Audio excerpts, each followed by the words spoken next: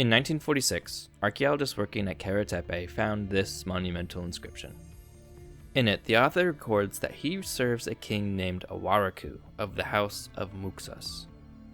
Using the parallel Phoenician passage, translators identified this figure as Mopsus, a seer and wanderer known from Greek myth.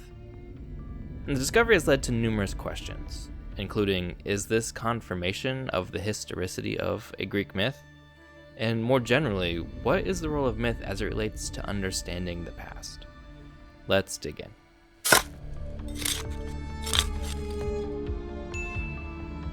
Mopsus is not a particularly well-known figure in Greek myth, but his legend has taken on an outsized significance since the discovery of the Karatepe inscription.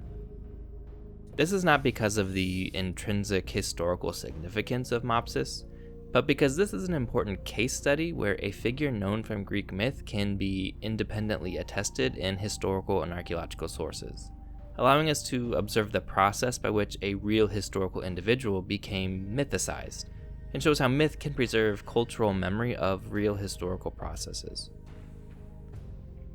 And the myths around Mopsus are a bit of a hodgepodge. There's no epic poem about him, no single heroic tradition. It comes from bits and pieces here and there. But despite this, a more or less coherent outline of his life, as told by the mythographers, is possible. The story of Mopsus usually begins with Tiresias. Tiresias is the most noted soothsayer in all of Greek myth. And some traditions say he was born with the gift of prophecy, while others say Zeus bestowed the gift on him after Tiresias sided with Zeus in a dispute with Hera. And Tiresias had a daughter named Manto. There are some indications that Tiresias gave birth to Manto during his time as a woman, and if you know, you know. But Manto was likewise gifted with the gift of prophecy. When the Epigonoi sacked Thebes, they vowed to devote the fairest of the spoils to Apollo, and so Manto was taken to Delphi to serve Apollo there. And here there are differing opinions on how she ended up in Ionia. Some stories say Apollo himself directed her to go, others say Apollo told her to marry the first man she saw, resulting in her marrying Rakios, a Cretan man who took her to Ionia. Others say Rakios was a Cretan pirate who captured her. Whatever the story, Manto ended up in Colophon, where she founded an oracle to Apollo at Claros. According to some traditions, Manto and Rakios had a son named Mopsos. Strabo says Apollo himself sired Mopsos. Whatever tradition you follow here, importantly, Mopsos was a seer, like his mother and his grandfather. And as a seer, one gifted with prophecy, he was bestowed with extra authority. The mythic traditions that place him here date to the Archaic era, which suggests that the stories and traditions of Mopsos are in fact quite old. So Mopsos was then in Ionia during the time of the Trojan War. According to several mythic sources, Mopsos was in Claros when the Greek seer Calchas came with Amphilochos from Troy. There, Mopsos famously defeated Calchas in a contest of seercraft, demonstrating his superior skills. In some traditions, Calchas died as a result of his loss, but in others he joined Mopsos and Amphilochos as they led Argive immigrants on journeys to the east. According to later traditions, Podolerios settled in Caria, Polypoetes and Leonetus settled in Pamphylia, Calchas in Pisidia, and Mopsos settled in Cilicia, founding Mopsopia. Herodotus and others tell how some continued further down the coast, founding Poseidon and even Ashkelon. Strabo records that Mopsos was buried in Cilicia near the city of Malos, bringing the legend of Mopsos to a close. So, this is kind of an underwhelming story. Other than a few clever exchanges in the contest of seercraft and having an interesting heritage, it's easy to understand why the story of Mopsos hasn't grabbed the attention of later audiences. But when we add the contributions of recent archaeological work, it's then that Mopsos becomes more interesting to modern audiences. He became suddenly relevant to modern scholarship after the translation of the Karatepe inscription. This bilingual inscription is important for a number of reasons. It's dated to the 8th century and records two parallel inscriptions, one in Luwian and one in Phoenician. When it was found in the 1940s, understanding of Luwian was limited. The language is used during the Bronze Age and appears in cuneiform script in the archives of Hattusha. However, it appears in Anatolian hieroglyphs and monumental inscriptions from both the Bronze and Iron Ages, as at Karatepe. The translation of Luwian, particularly the hieroglyphic signs, was a gradual process, but the Karatepe inscription allowed for dramatic leaps forward as it is a bilingual inscription. Phoenician was well known and so could be readily translated, which facilitated translating the Luwian side, which gave much needed clarity on the meaning of several Luwian signs. And this is why it's sometimes called the Rosetta Stone of Luwian. The inscription itself was commissioned by a man named Azatiwada, a governor or military official who was appointed by Awaraku, the ruler of a kingdom named Adanawa. It is on this king's behalf that Azatiwada built the fortress at Karatepe, a city known as Azatiwadaya, sometime during the Iron Age.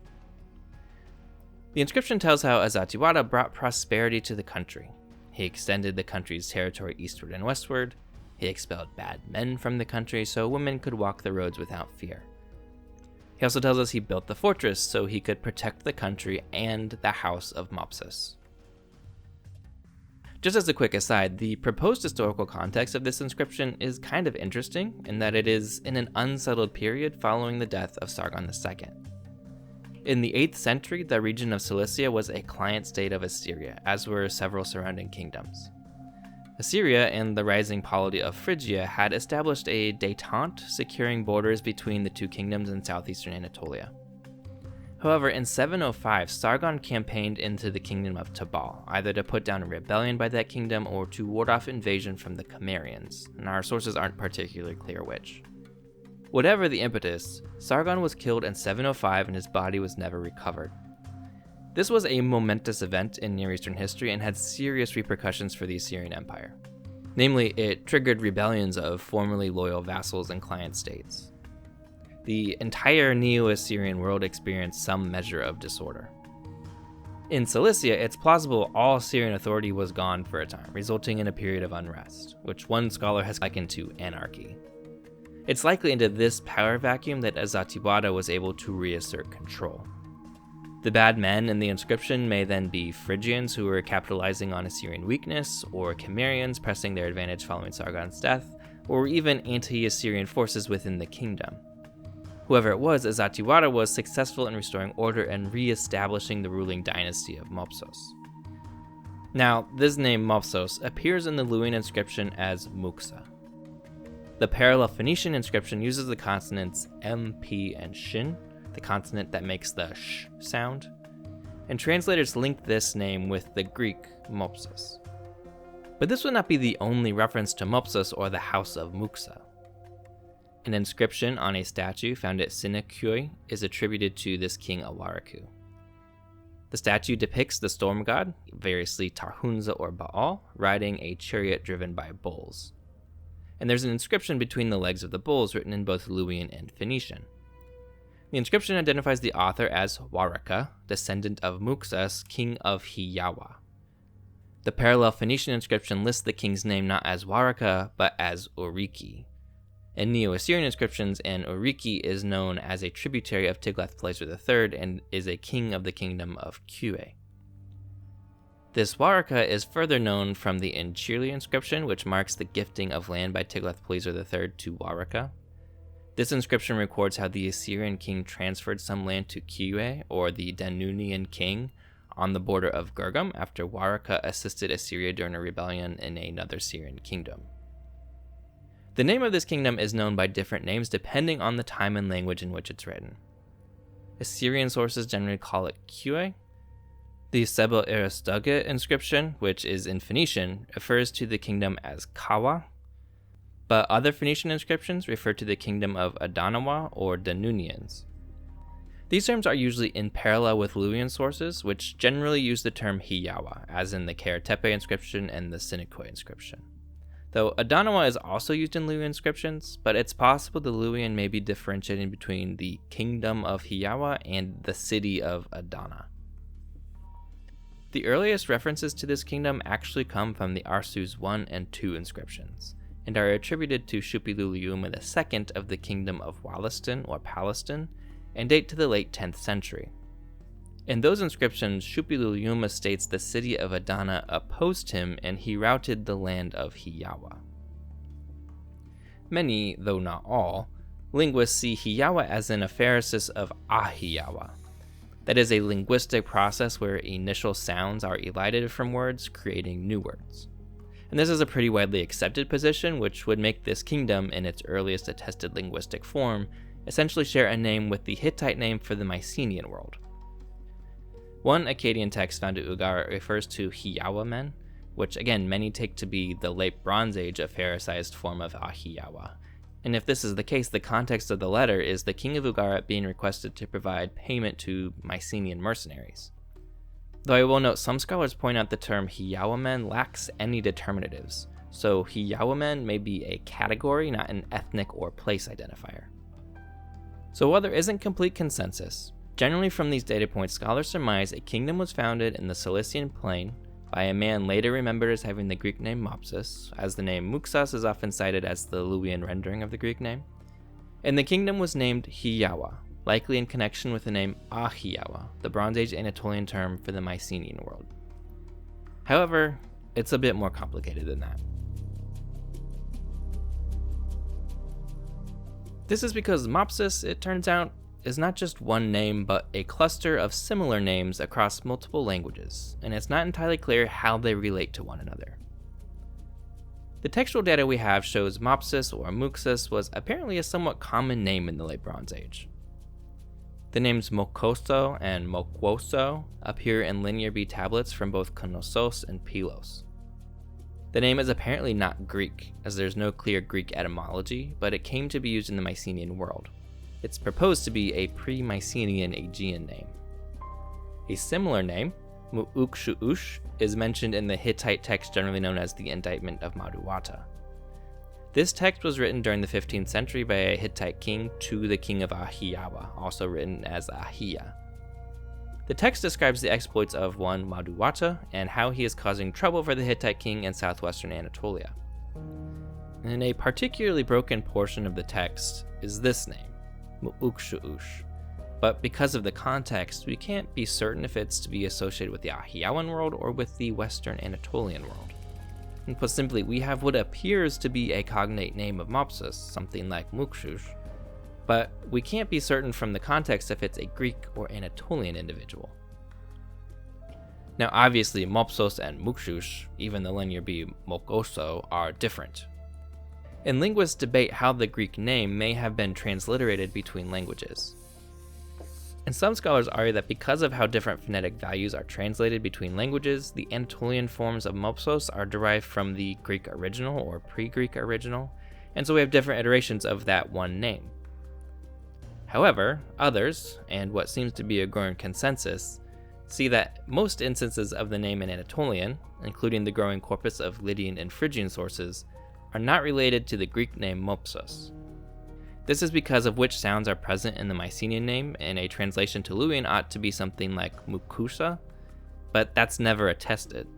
So there was a name in use in the Mycenaean world, and a name Muksu or Muksa in use in Anatolia.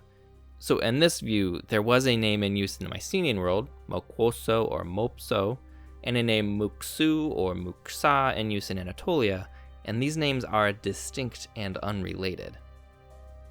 However, even with this view, scholars still suggest the bilingual inscriptions refer to the Greek Mopsos. In this case, it suggested the Greek name Mopsos is not recorded in Cilicia. Instead, we have the Phoenician translation of Mopsos, with the consonants M, P, and Shin, and parallel to that is the Luwianized form of the Phoenician rendering of Mopsos. So putting it all together, we can see that the name Mopsos is attested in the Late Bronze Age world and is not a later invention. But we also see that there are many similar sounding names used in different linguistic spheres, which may have sounded similar but are likely different. But this may still reasonably leave us with a figure named Mopsos coming from the Aegean world and settling in the Cilician plain. But we may still ask if there is any evidence of such a migration outside of a few inscriptions. Cilicia is a relatively understudied region in terms of the early Iron Age. In general, many places with significant later occupation or continuous occupation tend to result in large gaps in our knowledge. The Phoenician coast is a great example. Tyre, Sidon, Beirut, and Byblos have all been occupied essentially continuously since the Bronze Age and are still living cities. This means exposure to any particular period is difficult. In our case, Adana is similar. The modern city of Adana is a direct continuance of the city from Kizzuwatna in the Hittite Empire. It happens to have been the capital of the kingdom of Hiyawa in the early Iron Age, but there are literally millennia worth of occupational debris at the site, which means finding early Iron Age strata is difficult. But there are a handful of sites which have some excavation or preliminary excavations which can give us the basic outlines of this region in the early Iron Age. But starting in the late Bronze Age, we see that this area was densely populated and under Hittite control. A few sites have modest amounts of Mycenaean pottery, typically late Helladic 2A to 3B, and many sites within the Hittite sphere tend to have limited Mycenaean imports given the less than cordial relations between the Mycenaeans and the Hittites in the final century of the late Bronze Age. In the transition to the early Iron Age, the situation changes quite dramatically.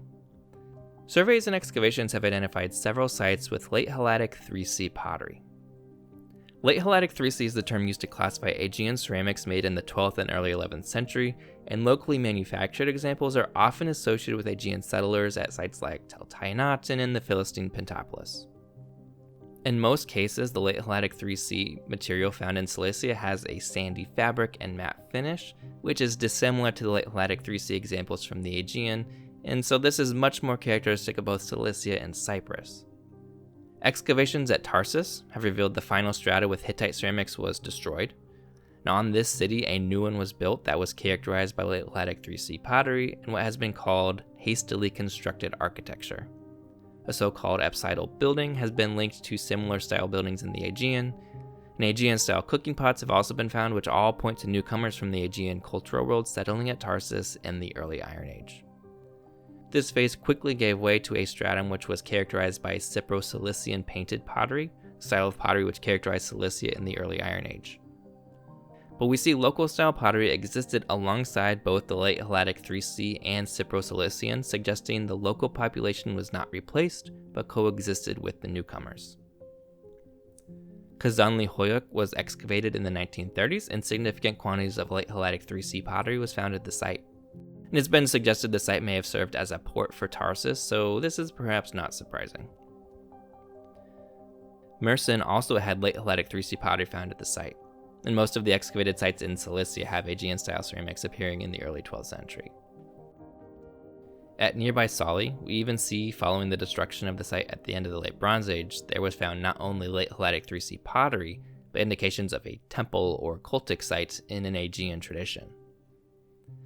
Notably, soundings in Adana itself have resulted in no late Helladic 3C pottery, and the archaeological data indicates strong continuity.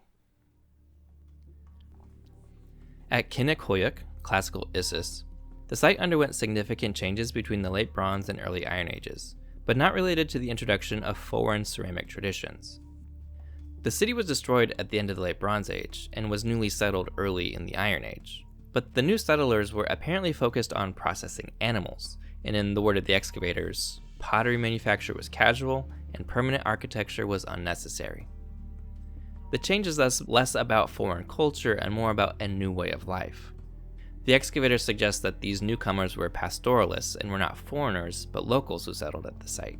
And the excavators suggest that this may have gone overlooked while the sea peoples were claiming more flamboyant roles in the archaeological record. So the archaeological picture of Cilicia is a bit of a mess, and it defies simple explanations. But that's kind of par for the course for the early Iron Age. The cumulative picture is that in the early days of the Iron Age, some sites, like Adana, continued on with the local inhabitants living in much the same way as they had under the Hittites.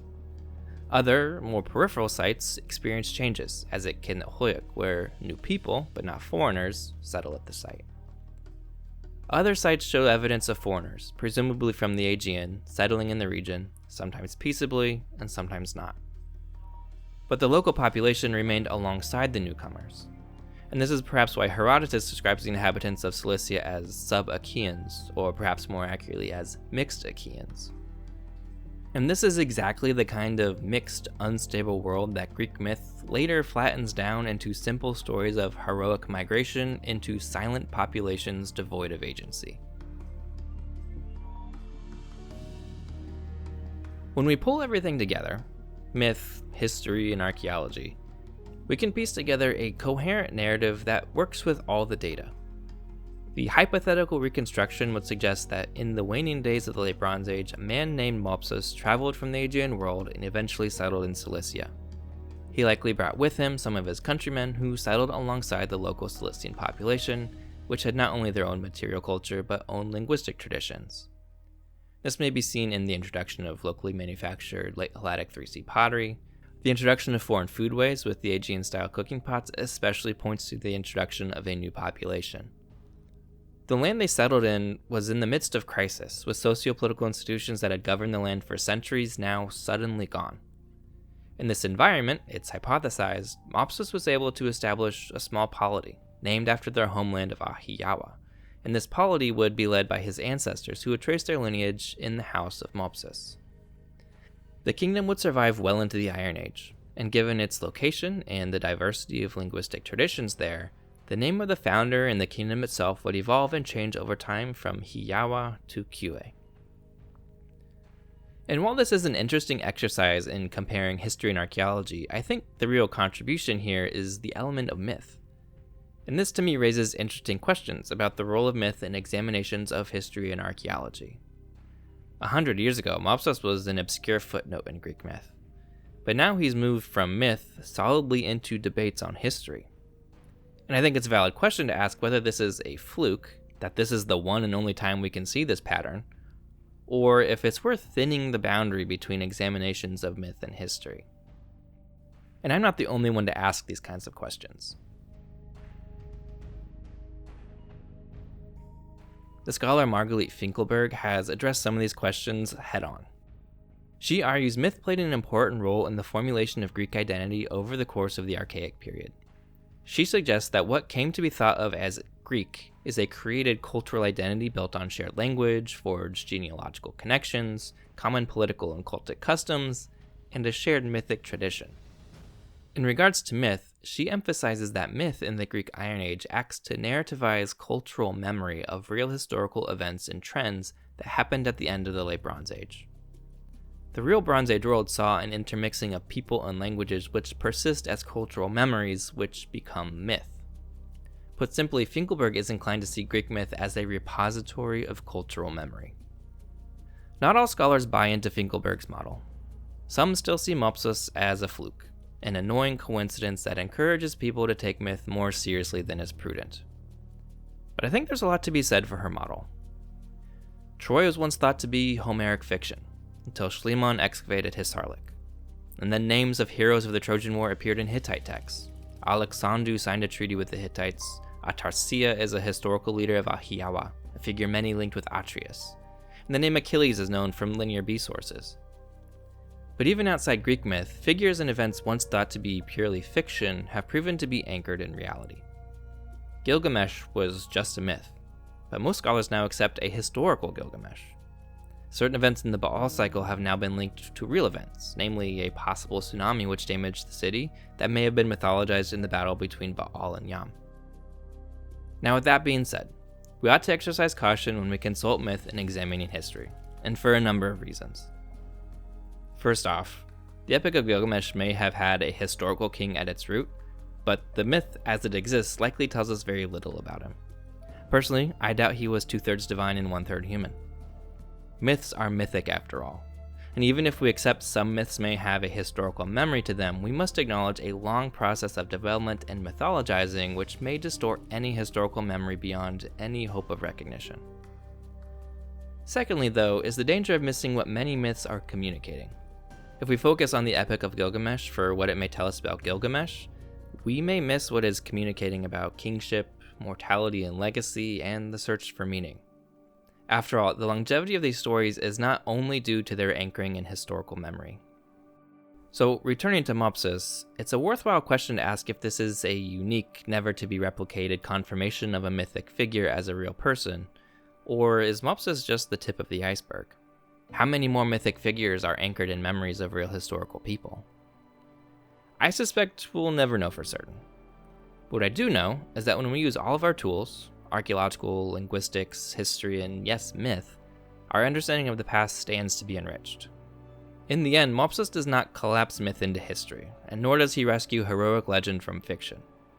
What he reveals is something less flashy, but nonetheless significant: the endurance of memory. Long after palaces burned and kingdoms vanished, a name survived. And by the time Greek poets told his story, the world that produced him was already gone, but not forgotten. Mopsus reminds us that myth is not a record of what happened, but a record of what mattered. If that memory can still be recovered in one place, then the question is no longer whether myth contains history, but where, and under what conditions, we might dare to look for it.